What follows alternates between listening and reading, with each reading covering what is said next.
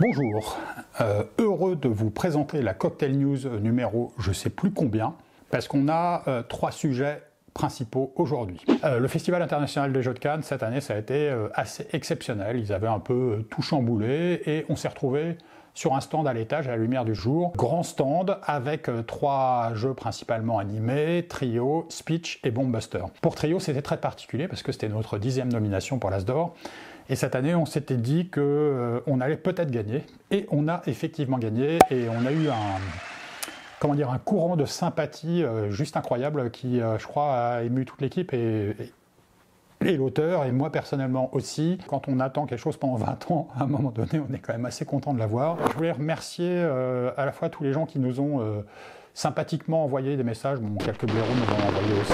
Je voulais remercier tous les gens qui nous ont envoyé sympathiquement des messages de soutien en amont du prix, mais aussi les témoignages incroyables qu'on a eus. J'avoue que cette standing ovation sur le jeu, en fait, qui a salué 20 ans de travail, un bon jeu, une belle équipe, c'était quelque chose d'absolument incroyable. Et ce spectacle pyrotechnique, que seuls les Energy Music Awards avaient eu jusqu'à présent, ça m'a particulièrement touché.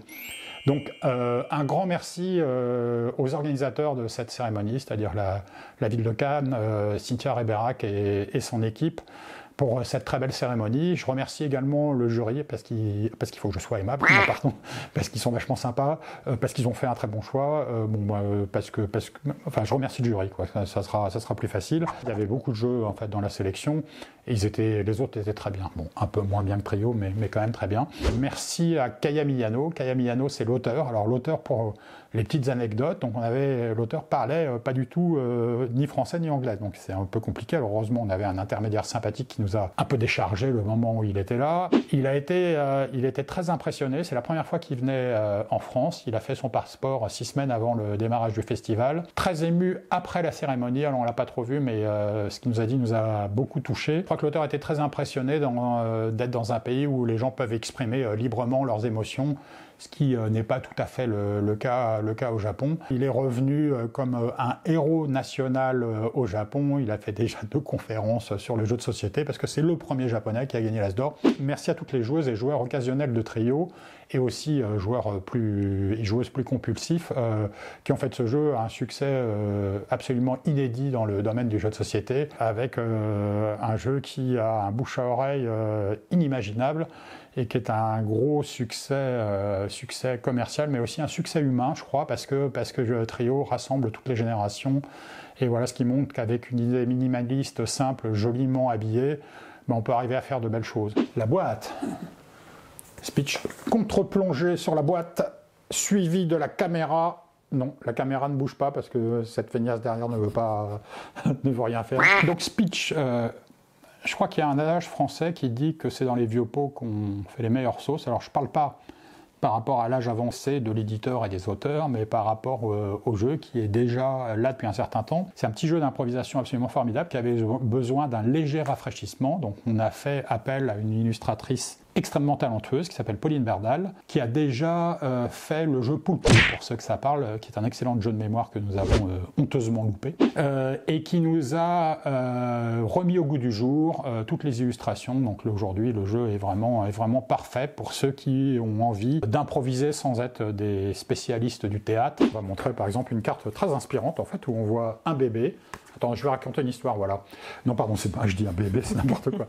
Voilà, il y avait beaucoup de nuages, et j'ai regardé le ciel et je me demandais quelle était la clé pour avoir une vie plus heureuse, en fait, que de vivre dans une prison, somme toute, assez sombre.